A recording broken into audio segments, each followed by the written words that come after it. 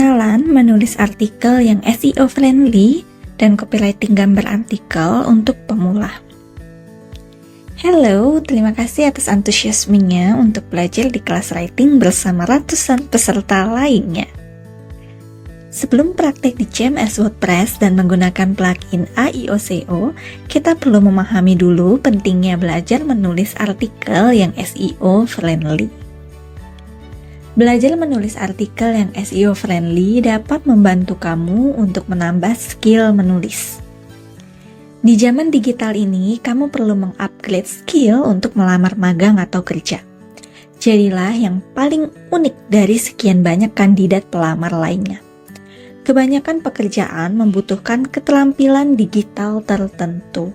Sehingga dengan upgrade skill akan membuat kamu tetap relevan di pasar kerja dan dapat bersaing dengan baik. Kedua, dapat menjangkau pembaca yang lebih luas. Nah, menulis itu ibarat menjahit kata demi kata. Dengan menggabungkan keterampilan menulis dan pemahaman SEO yang baik, maka kamu bisa menciptakan konten yang tidak hanya informatif dan menarik, tetapi juga relevan dan terlihat oleh khalayak yang lebih luas. Belajar menulis artikel yang SEO friendly juga dapat membantu kamu untuk memiliki banyak peluang karir WFH atau bekerja dari rumah dan juga WFA atau bekerja di mana saja. Dengan skill yang lebih kuat, kamu bisa menjelajahi berbagai peluang karir lainnya seperti digital marketer, sosmed spesialis, content creator, dan lain sebagainya.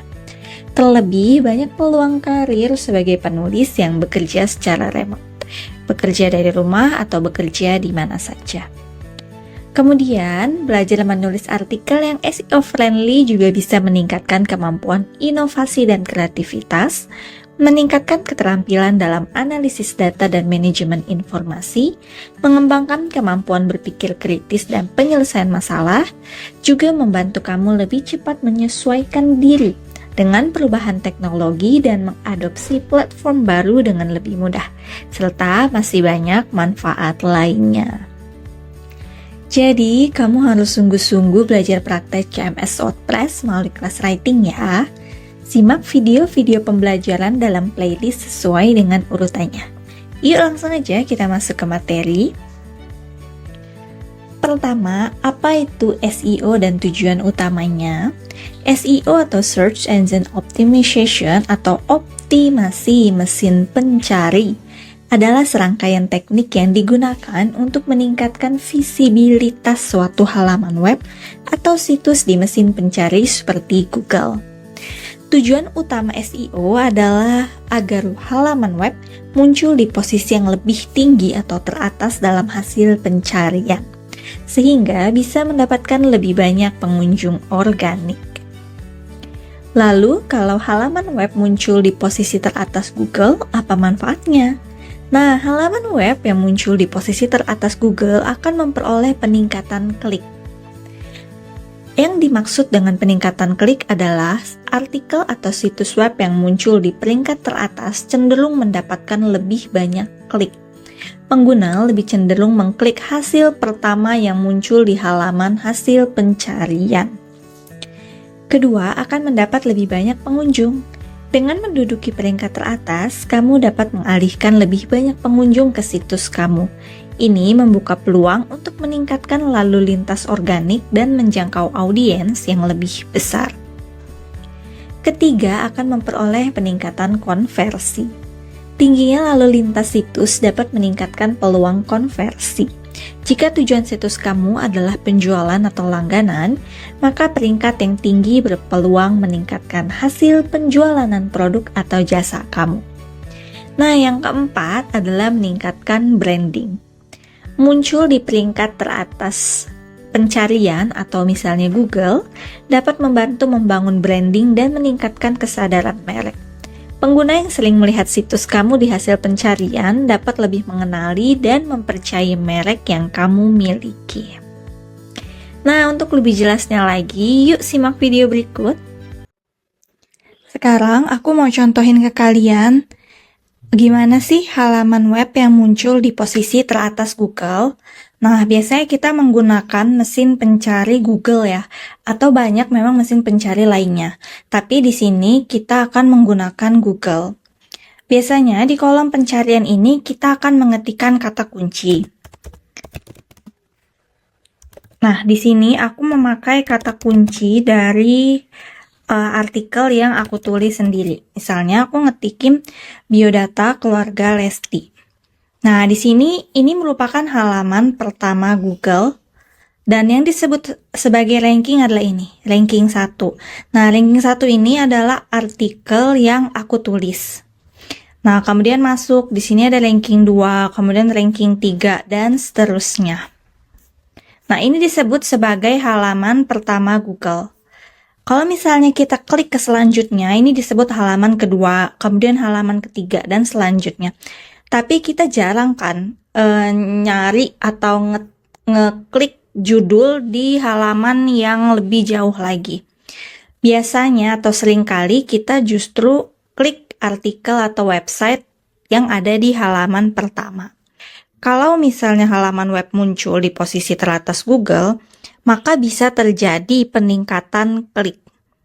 Kenapa terjadi peningkatan klik? Karena ya pengguna lebih cenderung untuk klik di hasil pertama yang muncul di halaman hasil pencarian.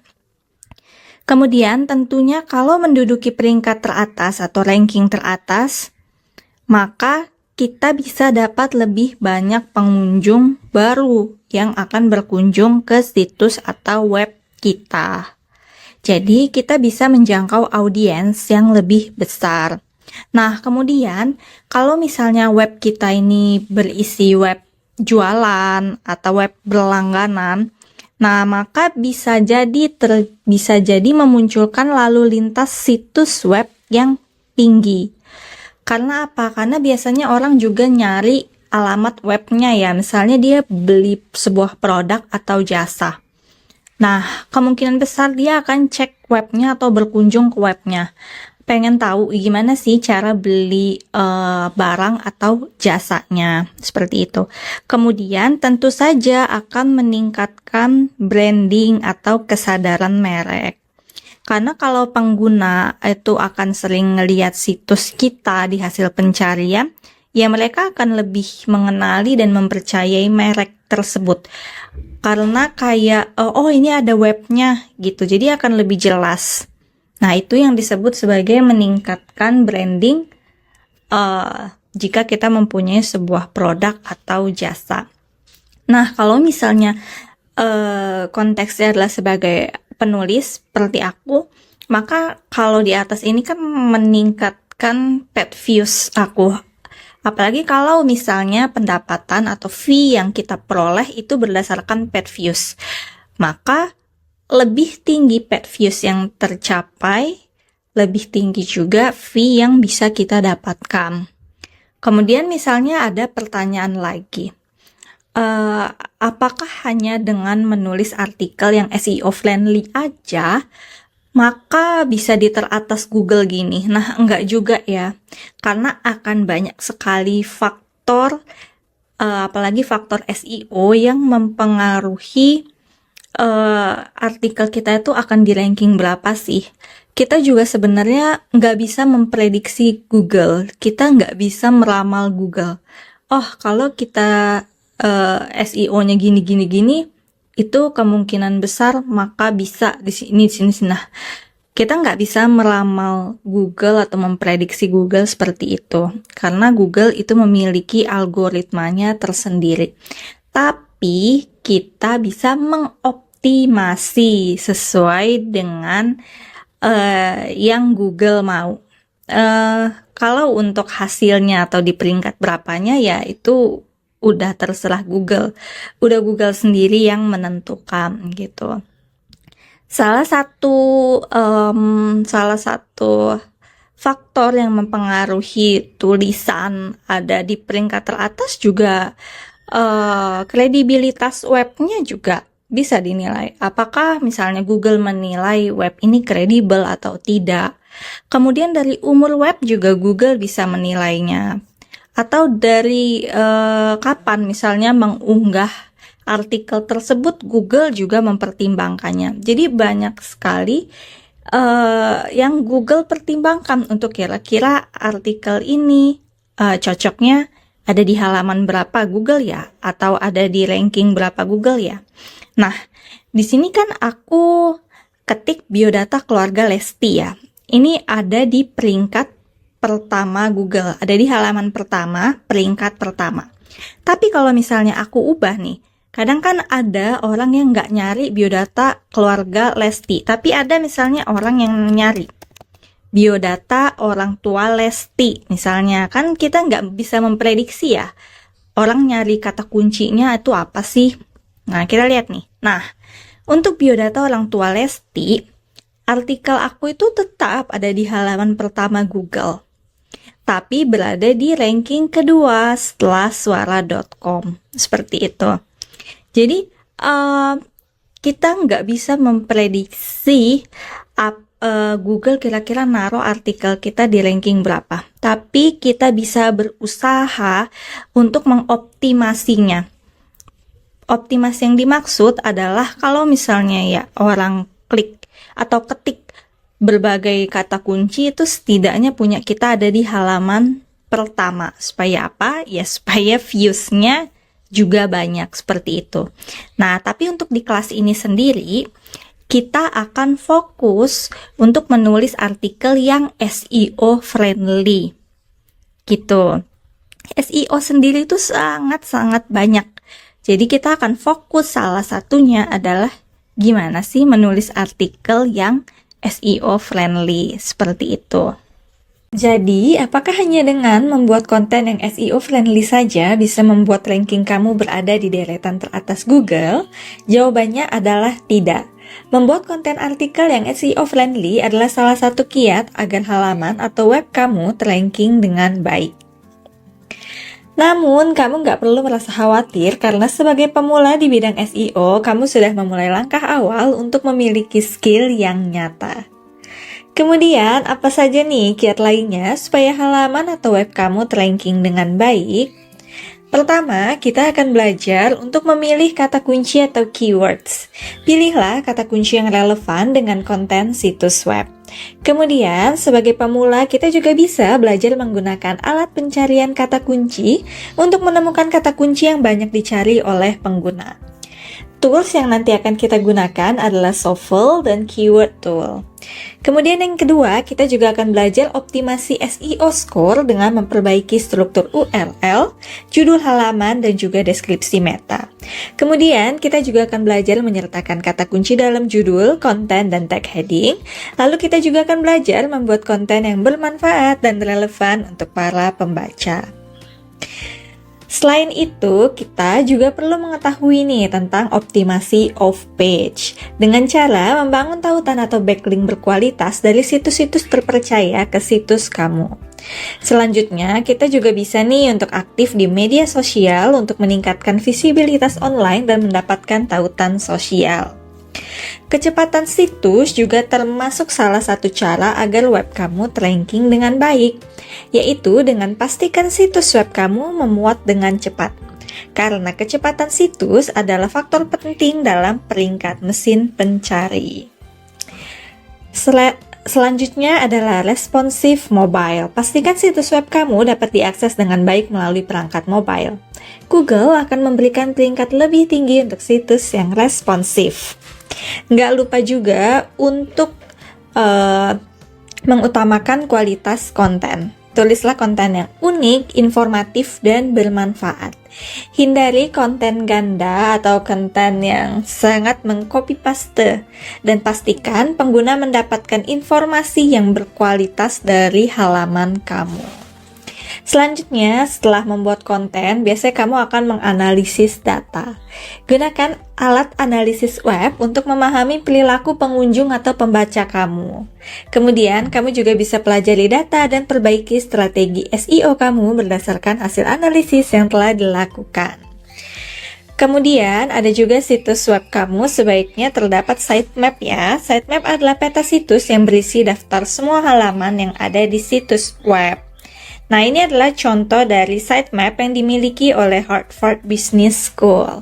Jadi pembaca akan lebih mudah nih untuk memetakan mana sih yang topik akan mereka gali melalui sitemap ini. Selanjutnya ada strategi backlink yang baik. Bangun backlink dari situs-situs otoritatif dan relevan.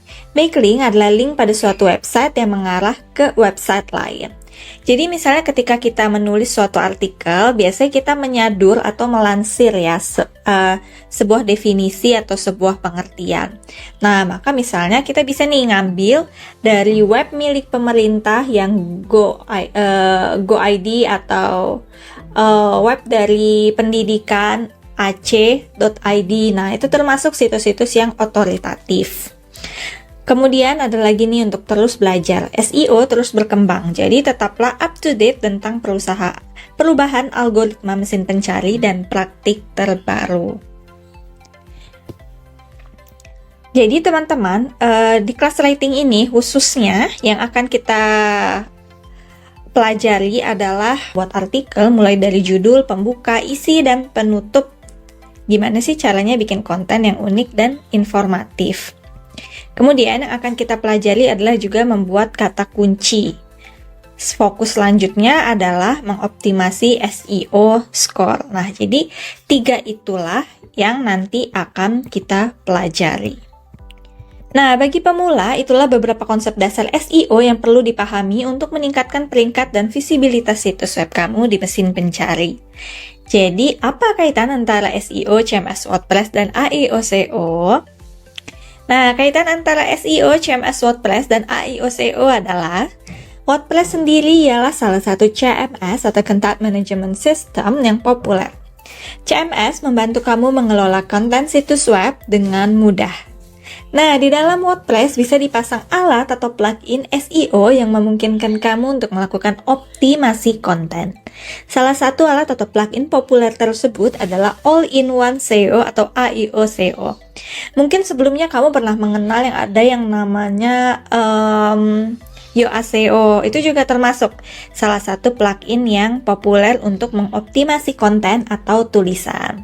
Tapi di kelas writing ini yang akan kita gunakan adalah All-in-One SEO. Dengan plugin ini, kamu bisa mengontrol meta deskripsi, judul halaman, dan juga elemen SEO lainnya. Namun penting untuk diingat bahwa alat-alat seperti AIO SEO hanya memberikan panduan. Berkenaan dengan keaslian dan relevansi konten tetap menjadi faktor kunci.